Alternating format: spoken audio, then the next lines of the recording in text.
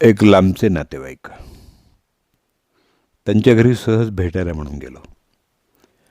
थोड्या इकडच्या तिकडच्या गप्पा मारल्या. आमच्या गप्पांचा विषय म्हणजे हल्लीची युवा पिढी आणि देशाचे सध्या बहुचर्चित विषय. चहा नाश्ता झाला. आम्ही तिथं घालवलेल्या एका तासात माझं लक्ष मात्र सारखं एका कोपऱ्यात बसलेल्या त्यांच्या आजीकडे जात होतं. त्या बसल्या बसल्या फुलवाती करत होत्या.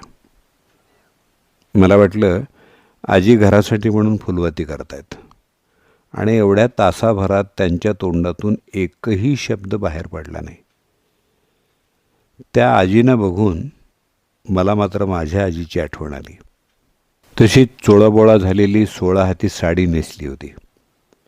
पांढरे शुभ्र पण तेल लावून व्यवस्थित विंचरलेले आंबाडा घातलेले केस, त्यात आबोली आणि मोगऱ्याची सकाळपासून लावलेली आणि कोमेजलेली फुलं, कपाळावर मध्यभागी लाल चुटूक मोठं ठसठशीत कुंकू, रंग गोरापान, सुरकुतलेली तरी हातात घेऊन लाड करावीशी वाटेल तशी त्यांची त्वचा आणि चेहऱ्यावर एक विशेष प्रतिभा. मला त्यांना जाऊन बिलगाव असं वाटलं, पण त्या मात्र त्यांच्या धुंदीत होत्या. हळूहळू फुलवाती करत बसल्या होत्या.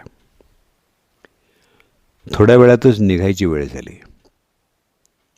मी आजीजवळ गेले, नमस्कार केला आणि सहज बोलले, निघतो आजी आम्ही.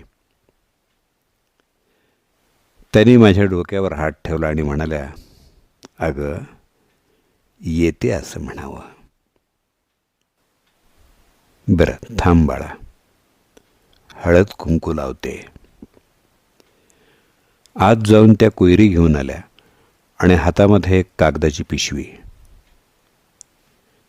माझ्या कपाळावर हळद कुंकू लावलं आणि हातात ती छोटीशी कागदाची पिशवी ठेवली. मी सहज म्हटलं, हे काय आजी? काही नाही ग, थोड्याशा फुलवाती आहेत, रोज देवापाशी लावत जा. असू दे की आजी, तुमच्या घराकरता. असू दे ग, मी घरी आलेल्या पाहुण्याला देतेच. तेवढीच काय ती आपली देवभक्ती. जितक्या घरी आणि जितक्यांदा हे फुलवात पेटली जाईल तितक्या नामस्मरणाच्या आहुती दिल्या जातील. आणि आपलं जीवन पण काय फुलवातीसारखंच असावं बघ. बैठक त्याची भक्तीची असावी, त्याला ज्ञानाची मजबूत पीळ असावी, तरच श्रद्धेची ज्योत प्रज्वलित होऊ शकते.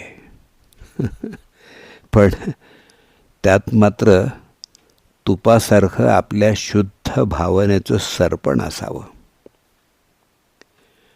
त्यांच्या तोंडातून सरलेली ही वाक्य मला एखाद्या संतांच्या तोंडून सरलेली ज्ञानवाणीसारखी वाटली.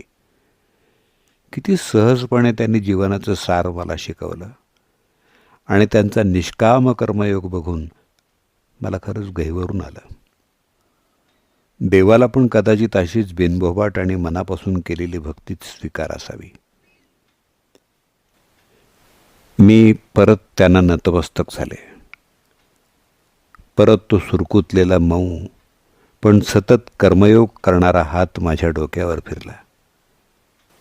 पण यावेळी जणू एखाद्या संत पुरुषाचे आशीर्वाद मिळाल्यासारखं वाटलं.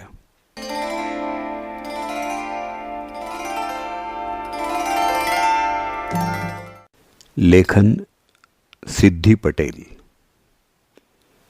संपर्क मेघश्याम सोनवणे. दूरध्वनी क्रमांक 93 25 92 72 22. विशाखा कुलकर्णी पुणे यांच्या सौजन्यानं ही कॉपी पेस्ट. वाचक दत्ता सरदेशमुख.